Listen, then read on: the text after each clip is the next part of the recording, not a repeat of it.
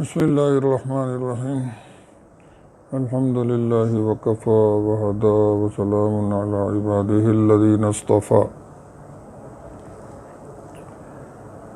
اس سے پہلے ہم نے تعوذ کیا ہے، اس سے یہ بات سامنے آ گئی کہ تعوذ کیا ہے۔ تو تعوذ دعائے حفاظت ہے۔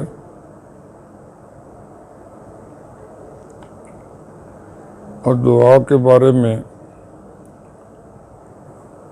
ضابطہ یہ ہے کہ جتنا دل کے ساتھ، توجہ کے ساتھ، خشوع کے ساتھ دعا ہوگی، اسی قدر قبولیت کا امکان اور امید زیادہ ہوگی۔ تو تعوذ کرنے والا اللہ سے حفاظت کی، پناہ کی دعا ہی کر رہا ہوتا ہے، جس قدر قلبی توجہ کے ساتھ، ادب کے ساتھ اور اللہ کی عظمت اور جود و کرم کے استحضار کے ساتھ، اپنے فقر اور عجز کے استحضار کے ساتھ تعوذ کرے گا، اسی کے مطابق فیضان ہوگا، فائدہ ہوگا اور برکت ہوگی۔ تعوذ کے بعد اب ہم تسمیہ کی طرف جا رہے ہیں۔ بسم اللہ الرحمن الرحیم۔ اس کا مختصر ترجمہ یہ ہے: اللہ کے نام کے ساتھ جو سب پر مہربان ہے، بہت مہربان ہے۔ بسم اللہ شریف کے شروع میں جو با ہے، اس کا معنی ہوتا ہے ساتھ۔ با کے آگے جو لفظ ہے وہ اسم ہے، اس کا معنی ہوتا ہے نام۔ ساتھ نام اللہ کے، اللہ پاک کے نام کے ساتھ ہم شروع کر رہے ہیں۔ الرحمن کا معنی وہ ذات جس کی رحمت وسیع ہو، وسیع الرحمت، اور الرحیم کا معنی وہ ذات جو کثیر الرحمت ہو، جس کی رحمت بہت زیادہ ہو۔ تو دنیا میں اللہ تعالیٰ کی رحمت بہت وسیع ہے، مومن کافر سب کو پہنچ رہی ہے، سب اس کی رحمت سے فیضیاب ہو رہے ہیں، سب رزق پا رہے ہیں، سب کو اولاد مل رہی ہے اور سب کو صحت مل رہی ہے، سب کو اللہ تعالیٰ کی رحمت سے فائدہ پہنچ رہا ہے۔ اور الرحیم کا معنی ہے وہ ذات جس کی رحمت بہت زیادہ ہو۔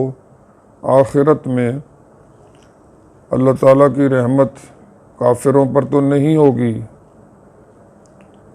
صرف مومنوں کے ساتھ خاص ہوگی، لیکن اس کی رحمت تام ہوگی، کامل ہوگی اور بہت زیادہ ہوگی، اور راحتوں کے ساتھ وہاں کسی تکلیف کا کوئی شائبہ تک نہیں ہوگا۔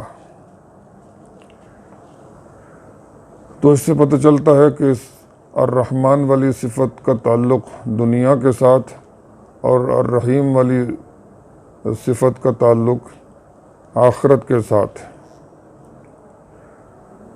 تو ہم رحمتوں والے مہربان اللہ کا نام لے کر کام کا آغاز کر رہے ہیں۔ وہ کیوں؟ وہ اس لیے کہ ان کا نام بڑا برکتوں والا ہے۔ ہم نماز میں ثنا پڑھتے ہیں نا جی، اس میں کہتے ہیں سبحانک اللہم وبحمدک وتبارک اسمک۔ اے اللہ تیرا نام بڑا برکتوں والا ہے۔ جب اس کا نام لے کر اس کے نام کے ساتھ ابتدا کریں گے تو انشاءاللہ ہمیں برکتیں ملیں گی اور اللہ آسانیوں سے نوازیں گے، اور دوسرے اس لیے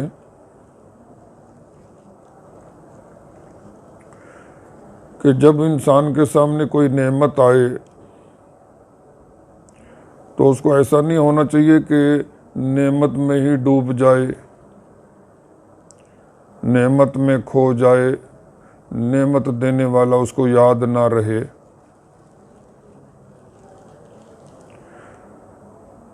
اگر نعمت میں کھو گیا، نعمت دینے والا منعم اس کو یاد نہ رہا، تو یہ احسان فراموشی ہوگی، احسان شناسی نہیں ہوگی۔ اور احسان فراموشی یہ کوئی خوبی نہیں ہے۔ تو اس لیے جب بھی انسان کے سامنے کوئی نعمت آئے تو اس سے استفادے کے ساتھ ساتھ نعمت دینے والے کو بھی انسان یاد کرے کہ یہ اس کا کرم ہے، یہ اس کا احسان ہے۔ تو یہ احسان شناسی ہوگی، اور یہی شکر ہے۔